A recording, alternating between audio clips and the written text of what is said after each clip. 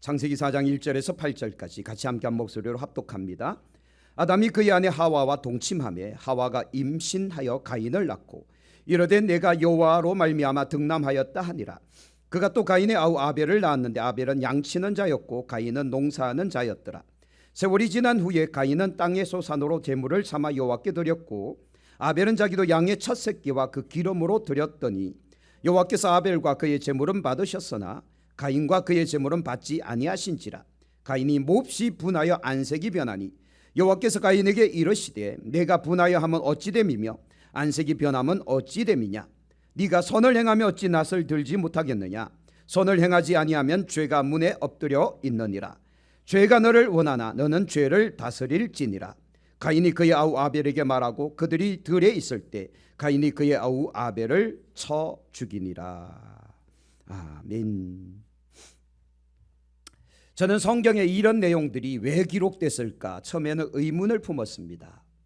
하나님께서 만드신 최초의 사람 아담과 하와, 그리고 그들을 통해 태어난 가인과 아벨, 적어도 3대 4대 아니 30대 40대까지는 뭔가 좀 원만히 가야 될 거 아닙니까? 하나님의 창조의 현장인데.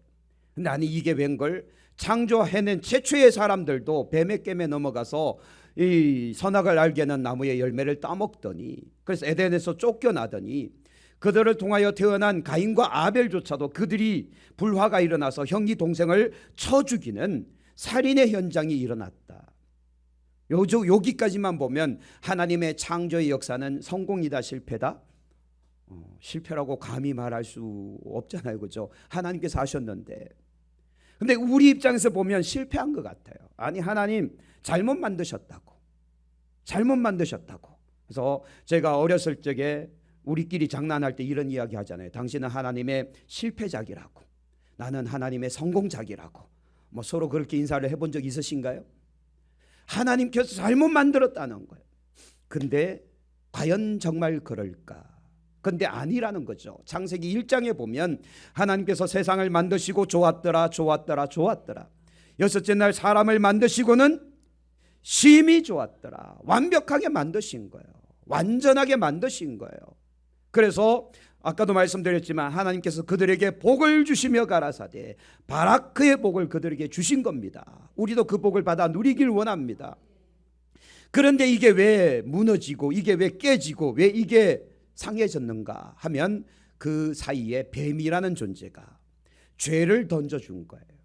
자, 그런데 하나님의 말씀 메시지에 어떤 메시지가 있었는가 하면 다시 한번 우리 창세기 1장으로 가셔서 창세기 1장 28절 말씀 보시면 눈으로 확인해야 되거든요. 자, 창세기 1장 28절 하나님이 그들에게 복을 주시며, 이게 바라크거든요. 복을 주시며 하나님이 그들에게 이르시되 생육하고 번성하여 땅에 충만하라. 땅을 정복하라. 바다의 물고기와 하늘의 새와 땅에 움직이는 모든 생물을 뭐하라? 다스리라 하시니라요. 여기서 모든 생물, 이 모든에는 뱀도 포함이 된다 안 된다? 된다예요. 자, 그런데 3장으로 가보시면 3장 1절 그런데 뱀은 여호와 하나님이 지으신 들짐승 중에 가장 뭐하니라? 강교하니라. 뱀이 여자에게 물어 이르되, 이렇게 말합니다. 지금 이 뱀은 하나님이 지으신 들짐승이라고 표현하고 있어요. 그러면 하나님의 원본, 하나님의 원뜻에 의하면 사람이 이 뱀까지도 뭐 할 수 있어야 됩니까? 정복하고 다스릴 수 있어야 돼요. 그죠? 그런데 3장의 내용을 보면 이 뱀을 다스리고 있습니까? 아니면 그 꿰매 넘어가고 있습니까? 꿰매 넘어가고 있는 거예요. 역전당하고 있는 거죠.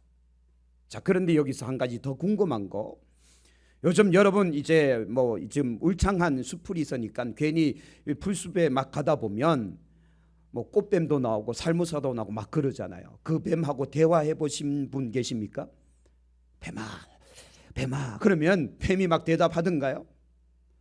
제가 너무 웃긴 소리 해서 웃지도 않으시는군요. 뱀하고 대화 자체가 안 돼요. 안 되는데 어떻게 대화가 됐을까라는 거죠. 이거 궁금하지 않으세요? 저는 천국 가면 물어볼 게 정말 많아요. 그 중에 한 가지가 이거예요. 아담을 만나서 하와를 만나서 어떻게 뱀하고 대화가 됐느냐고. 창조 때는 뱀은 지혜가 있어서 사람처럼 말을 하는 존재였냐고 물어보고 싶다니까요. 물론 이 뱀이 그 뱀이 아닐 수도 있겠지만, 그러나 일단 문자적으로 보면 대화가 될 상대인가요? 안 돼야 되는 상대인가요?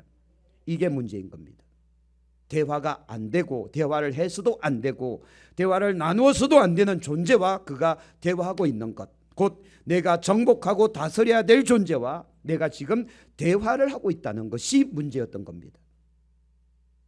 그래서 하나님의 이 바라크가, 하나님의 복이 무너지기 시작하는데, 이 뱀이란 존재가 그 창조된 하나님의 형상과 모양으로 창조된 사람에게 이 모든 것들을 파괴시켜버리는 죄악을 던져준 거예요. 그래서 이들이 진짜 선악을 알게 하는 나무 열매를 따먹어 버리는 거죠. 곧 그들은 뱀하고 대화했으나 하나님과 대화를 하지 않습니다. 이 하와가 아담에게 줄 때 아담도 역시 여자와 대화를 하지만 하나님과 대화를 하지 않습니다. 그랬더니 하나님께서 일방적으로 나타나셔서 아담아 아담아 부르시잖아요. 여러분, 그래서 우리 인생의 모든 문제는 불통의 문제예요.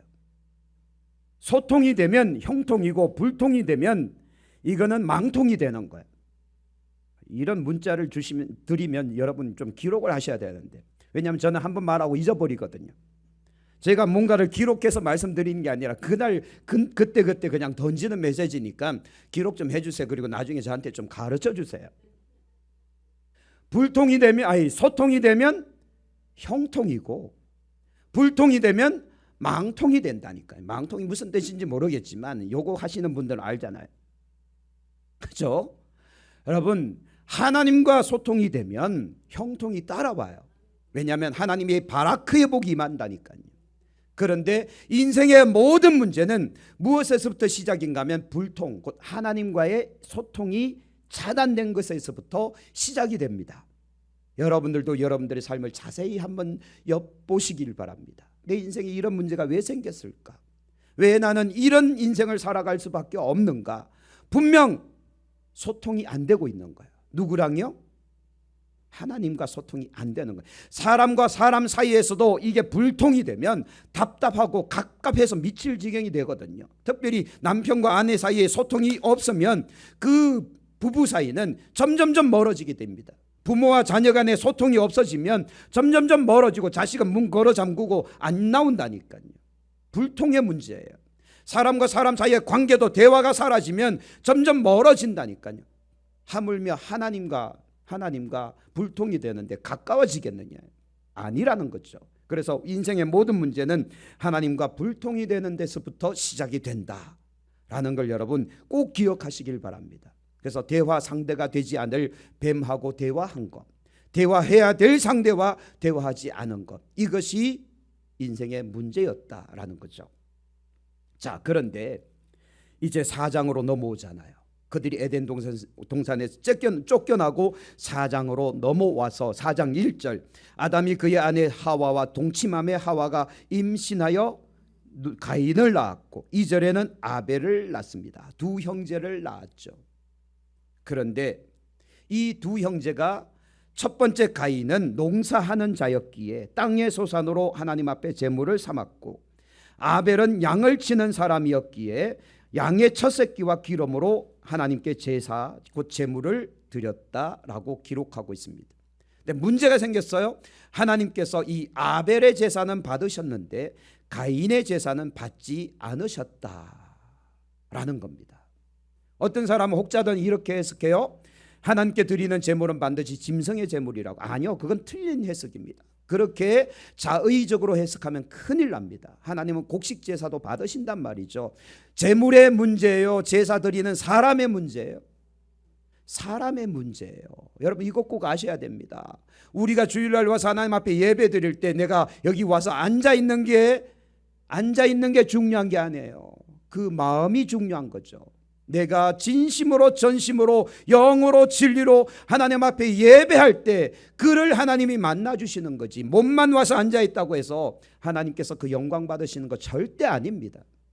그러면 여러분 정말 예배할 때마다 여러분 마음을 들이시길 바랍니다. 오늘 이 가인과 아벨의 제사도요, 제물의 문제가 아니었다니까. 제물 드리는 사람의 태도, 그 사람의 믿음, 그 사람의 상태가 문제였다니까요. 그런데 하나님께서 이미 알고 계셨어요. 이 가인의 문제가 뭔지를 말이죠. 그 안에 분노가 있는 겁니다. 그리고 그 안에 죄성이 있는 겁니다. 자, 7절 말씀에 이렇게 이야기합니다. 하나님께서 말씀하시죠. 네가 선을 행하면 어찌 낯을 들지 못하겠느냐. 지금 가인이 악을 행했다는 거죠. 그렇죠? 그리고 또 이렇게 말씀합니다. 선을 행하지 아니하면 죄가 문에 뭐하고 있다고요? 엎드려 있다고. 이 엎드려 있다는 말이 좀 어렵기 때문에 제가 이해하기 쉽게 번역을 해드리면 웅크리고 있다, 잠복하고 있다라고 해석하면 정확합니다. 죄가 너의 문 앞에 잠복하고 있어. 잠복은 왜 하는 거예요? 누군가 나타나면 갑자기 확 나타나서 죽이려고 해하려고 잠복하는 거잖아요. 또 웅크린다라는 표현은 사자나 호랑이나 이런 맹수들이 먹잇감을 저 앞에 두고 잔뜩 웅크리고 있는 것과 똑같은 모습이다 보시면 돼요. 이 맹수가 왜 웅크립니까? 무서워서 웅크린 거 아니잖아요. 먹잇감을 낚아챌 수 있는 기회를 지금 노리고 있는 거잖아요. 그래서 성경은 베드로서에는 이렇게 이야기합니다. 저 마귀가 우는 사자처럼 삼킬 자를 찾는다고.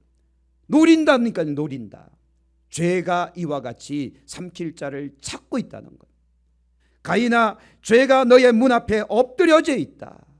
엎드려지죠. 곧 죄가 너를 노리고 있는데 너는, 자, 그 다음 계속 읽어볼까요? 죄가 너를 원하나 너는 뭐 해야 된다? 죄마저도 다스려야 된다. 아까 1장에는 모든 것들을 다스릴지니라. 2장에는 이 모든 것들 중에, 3장에는 이 모든 것들 중에 뱀도 포함되어 있는데 뱀을 다스리지 못하여 문제가 생겼는데, 자, 오늘 4장에는 죄마저도 너는 다스려야 된다. 근데 여러분, 이 가인이 죄를 다스렸나요? 아니죠. 죄에게 삼킴을 당해버리죠. 그래서 그 마음의 욕망대로, 그 마음의 분노대로 자기 동생 아벨을 들판으로 불러내서 유인하여서 그 아벨을 죽여버리죠. 그리고 감추어 버립니다. 그러나 하나님이 이미 알고 있다. 자, 여기까지 사건 우리가 다 알고 있단 말이죠. 그러나 성경이 단순하게 이런 사건들을 우리에게 그냥 보여주려고 글 쓴 건 아닐 것이다. 성경에는 하나님의 공식들이 있습니다. 창세기 1장 2절에서 3절 말씀에 첫 번째 공식이 나온다고 말씀드렸죠. 자, 다시 한번 우리 눈으로 확인할게요. 창세기 1장 2절에서 3절 말씀에는 첫 번째 하나님의 공식이 나오는데, 자, 3절에서 4절에는 3절 같이 읽습니다. 하나님이 이르시되 빛이 있으라 하시니 빛이 있었고 빛이 하나님이 보시기에 좋았더라. 이게 하나님의 공식이라 말씀드렸습니다. 이 공식은 성경 전체에 흐르는 하나의 하나님의 법칙이에요. 하나님은 말씀하시고 만물은 그 말씀 앞에 복종하고 복종하는 것을 보시고 하나님이 기뻐하신다. 이거는요, 지금 이 시대까지도 적용되고 있고 어쩌면 세상이 멸망당하는 그날까지도 이 공식은 적용될 거예요. 말씀하시는 하나님, 그 말씀에 순종 복종하는 모든 만물, 또 우리, 그리고 그것을 통해 영광 받으시고 기뻐하시는 하나님, 이거예요. 오늘날 우리에게는 말씀이, 성경이 와 있잖아요. 성경으로 말씀하시는 하나님, 성경을 들을 때마다, 읽을 때마다, 받을 때마다 아멘 하는 우리, 아멘으로 살다가 하나님 앞에 영광이 되고 하나님의 기쁨이 되는 우리, 이거예요. 정말 간단하지 않습니까? 근데 이게 파괴된 거예요. 이게 무너졌다라는 겁니다. 그런데 이 말씀, 곧 하나님의 말씀을 듣지 않은 이 아담과 하와의 문제가 그들만의 문제로 끝났느냐. 그래서 오늘 4장이 등장하고 있고 5장으로 넘어가면서 아담의 계보가 나오고 있는 거예요. 성경이 이걸 그냥 기록한 게 아니라는 겁니다. 자, 그렇다면 이 원리를 설명해 드리죠. 아담 하와가 하나님의 말씀을 듣지 아니하고 뱀의 말을 듣고 아내의 말을 듣고 자기들의 임의로 행동을 해버리잖아요.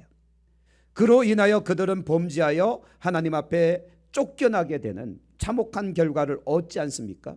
그리고는 그들은 이제 4장으로 넘어가서 본격적인 인생, 삶을 살아가기 시작하는데 가인과 아벨을 낳았더라예요.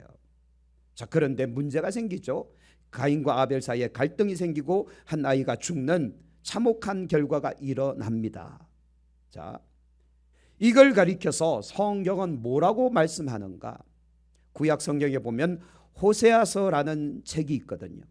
호세아서에 이렇게 기록하고 있는데, 여러분 이제 지금 시간이 될까 모르겠는데 제가 읽어 드릴게요. 호세아서 4장 6절에 보면 내 백성이 지식이 없어 망하는도다. 네가 지식을 버렸으니 나도 너를 버려 내 제사장이 되지 못하게 할 것이요, 네가 네 하나님의 율법을 잊었으니 나도 네 자녀들을 잊어버리리라. 이렇게 기록하고 있다는 겁니다. 끝에 나와 있는 거, 너가 너의 하나님의 율법을 잊었으니 나도 너의 자녀들을 잊어버리겠다는 거예요. 이건 진짜 무서운 말씀이에요. 이 말씀을 호세아서에 괜히 하신 게 아니라 지금 창세기 4장에 나와 있는 이 하나님의 공식을 적용하고 있는 거예요. 첫 번째 공식은 말씀하시는 하나님, 순종하는 만물, 그리고 기뻐하시는 하나님, 이거잖아요. 이게 무너졌기에 하나님은 하나의 공식을 또 만들어 놓은 겁니다. 너희가 내 말을 잊어버리면 나는 너희 자녀를 잊어버릴 거야. 너희가 나를 잊어버리면 너희를 나의 제사장으로 삼지 않을 거야. 이거거든요. 진짜 그대로 하나님은 행하셨다는 거죠.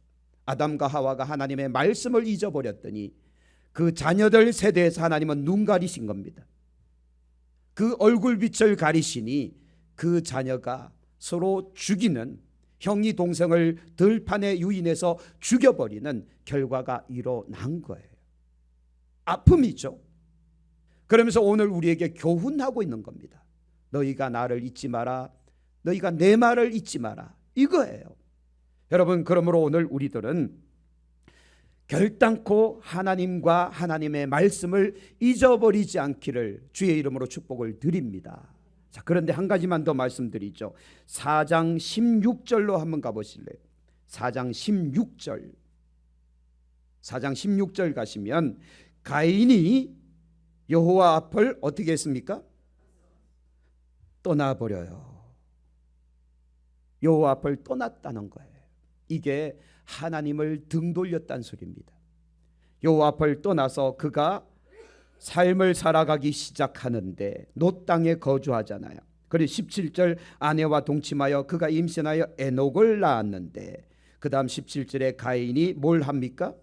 성을 쌓고 그 아들의 이름으로 성을 이름하여 에녹성이라 이름을 붙입니다. 성경은 그냥 기록한 거 아니라고 말씀드렸습니다. 다 이유가 있어서 설명하고 있다는 거예요. 자, 그렇다면 가인이 여호와 앞을 떠나가서 놋 땅에서 에녹성을 쌓은 게 왜 문제가 되느냐?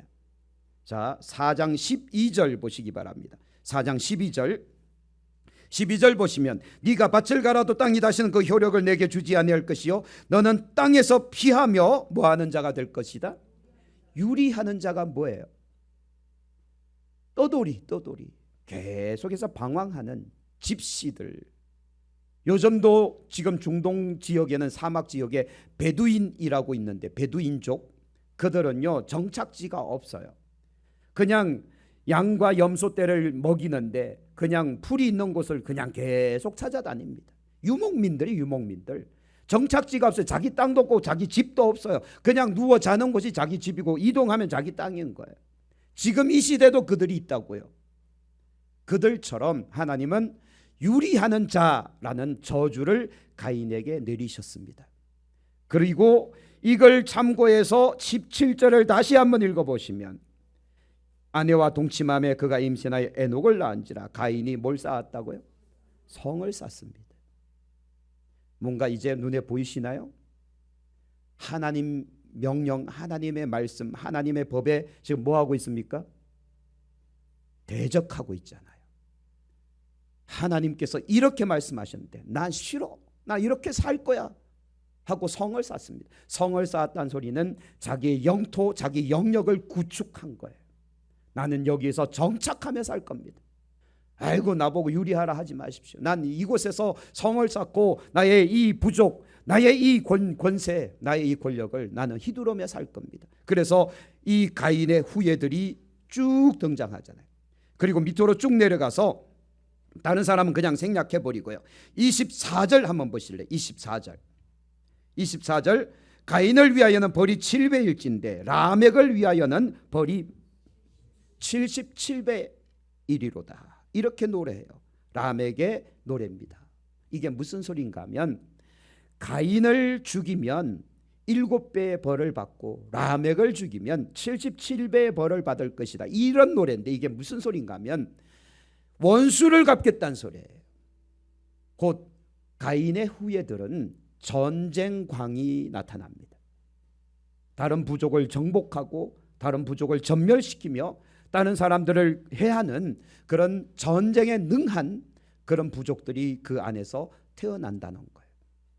하나님의 창조의 원리와 창조의 이 법칙들을 완전히 깨부수는 그런 후손들이 그 안에서 나온 거예요.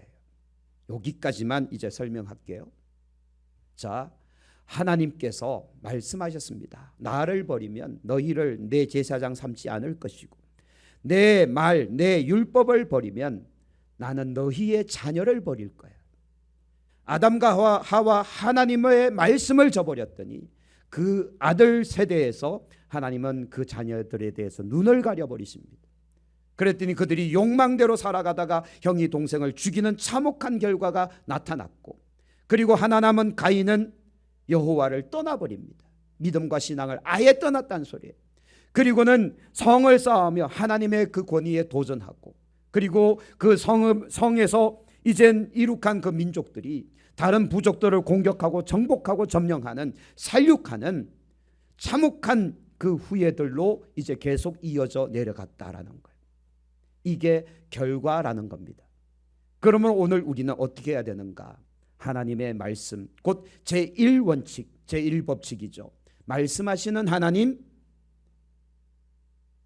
두 번째는요, 복종하는 만물. 그 다음 세 번째는 기뻐하시는 하나님. 이걸 이제 우리에게 적용시켜 줘야 된다는 거예요. 우리 신앙생활의 가장 기초가 이 메시지가 돼야 된다는 거예요. 창세기 1장 3절 4절 이 원칙이 우리의 삶에 계속 적용되고 있고 지금도 적용되고 앞으로도 적용돼야 된다는 겁니다. 말씀하시는 하나님, 그 말씀에 아멘, 그렇죠? 그냥 아멘인 거예요. 순종하고 복종하고, 그리고 하나님의 영광이 될 때까지, 하나님이 기뻐하실 때까지 그 믿음으로 살아가는 우리, 그렇게 되어지기를 축복합니다. 그래서 오늘 4장 끝으로 한번 내려가 볼래요? 4장 26절 가보시면 셋, 곧 아담의 셋째 아들이 태어납니다. 그 이름을 셋이라 하였다. 이는 하나님이 내게 가인이 죽인 아벨 대신에 다른 씨를 주셨다 해서 셋이라고 했는데, 26절 셋도 아들을 낳고 그의 이름을 에노스라 하였는데, 그때 사람들이 비로소 뭐합니까? 여호와의 이름을 부르기 시작합니다. 지금 수백 년의 시간이 지금 흘렀어요. 수백 년의 시간이 흘러서 지금 아담이 세 번째 아들 셋을 낳았고 그 셋이 에노스를 낳았는데, 그때 가서야 비로소 사람들이 하나님을 찾기 시작한 거예요. 그랬더니 4장은, 이제 5장은 이 아담의 후손들에 대한 기록을 쭉 하고 있잖아요. 그래서 6절부터 셋은 105세 에노스를 낳았고 또 누구를 낳고 쭉 내려가다가, 자 24절 한번 보실래요? 24절 에녹이 하나님과 동행하더니 하나님이 그를 데려가심으로 세상에 있지 아니하였더라. 자, 에노스 시대에 비로소 여호와의 이름을 부르고 수백 년이 또 흐른 이후에 에녹 시대에 와서는 그가 하나님과 동행을 하는데, 근 300년 가까이 하나님과 동행하니 하나님이 너무 기뻐서 그를 육체의 죽음을 맞이하지 않게 하시고 데려가셨다. 그래서 5절, 8절, 11절, 14절 쭉 내려가면서 살고 죽었더라, 살고 죽었더라, 살고 죽었더라 하거든요. 근데 23절 보시면 이 에녹은 365세를 살았더라로만 기록되어 있습니다.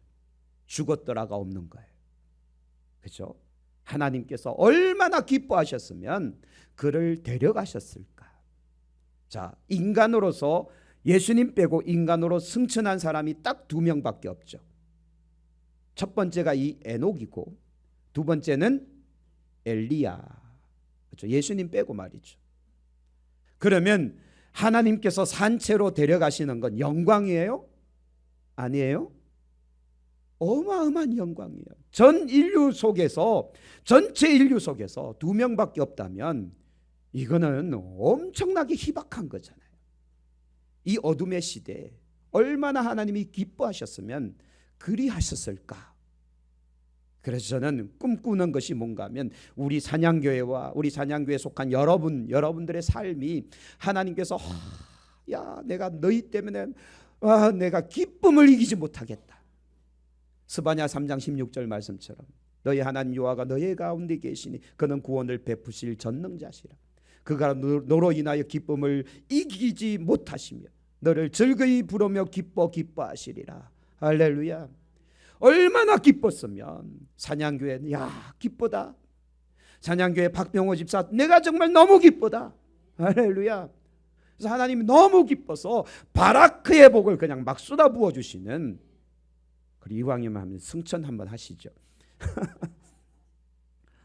좀 그런 하나님의 기쁨이 되는 우리 교회와 여러분들의 삶이 되기를 축복합니다.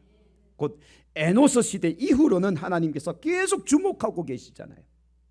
그러나 가인의 후에 그들에 대해서는 눈을 가리시고 얼굴 빛을 가리시고는 다시는 얼굴을 그들에게 비치지 않습니다. 그래서 가인의 후예라는 이야기들이 나오는 거예요.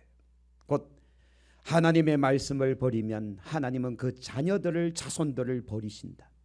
그러나 다시 하나님을 찾기 시작하면 하나님은 주목하여 보시다가 그 가운데서 정말 일꾼 삼으셔서 하나님이 마음껏 쓰시다가 영광 받으시고 기뻐하시면 그를 산채로 데려가시는 역사가 일어난 것이 바로 에노스의 이 기록이다. 셋의 후손들의 기록 아닙니까? 그러므로 여러분, 우리는 이쪽으로 욕심냅시다. 에노스의 복, 그리고 에녹의 복, 하나님께서 주목하여 보시는 바로 그 복을 우리는 집중하여 가기를 소망합니다. 그러려면 이 어둠의 시대, 가인의 후손 이 시대에 하나님의 말씀을 떠나고 하나님을 떠나고 믿음 떠나고 신앙 떠나는 이쪽으로 가지 말고 우리는요 다시 하나님의 이름을 외쳐 부르며 예수 이름 다시 외쳐 부르며 다시 우리가 복음 앞에 서고 다시 믿음 앞에 서서 이 믿음의 삶을 살아야 되지 않겠습니까? 그래서 여러분, 우리 교회는 항상 말씀이 선포되어지고 그 말씀이 아멘 되어지고 그 말씀대로 순종하여지다가 하나님의 영광이 임하는 교회, 하나님이 기쁨이 되는 그런 교회 됩시다. 하나님께서 사냥교회를 바라보시며 여러분들을 바라보시며 그 기쁨을 이기지 못하실 만큼 우리 하나님의 자랑이 좀 되어봅시다. 그렇게 되려면 시작점은 이거예요. 말씀하시는 하나님, 이 말씀을 먼저 인정해야 돼요. 인정해야 아멘이 되고 아멘이 돼야 순종이 될 거 아니에요. 그래서 요한계시록 지난 주일날 우리가 살펴왔지만 아멘 주 예수여 오시옵소서. 이 아멘이 얼마나 어려운지 아십니까? 아멘이 안 된다니까요. 여러분, 우리 삶에 아멘이 될 수 있도록, 그래서 예함으로 하나님 앞에 영광 돌리라 고린도서에 그렇게 말씀하지 않습니까? 이제 우리가 말씀 앞에 순종할 줄 아는, 말씀을 따라 순종하며 이 믿음 생활 할 수 있는 저와 여러분들의 삶이 되어지기를 축복합니다. 그래서 약간 어두운 어떤 말씀을 전하긴 했지만 그러나 또 희망의 메시지가 있지 않습니까? 가인의 후에 하나님의 말씀을 떠난 자가 아닌 에노스의 후에 하나님을 다시 외쳐 부르며 하나님을 찾았다가 후손 중에서 에녹이 등장하듯 이제 오늘 우리들도 하나님의 말씀 앞에 다시 설 수 있기를, 하나님의 이름과 예수 그리스도의 이름을 다시 찾을 수 있는 저와 여러분 될 수 있기를 주의 이름으로 축복을 드립니다. 기도하겠습니다.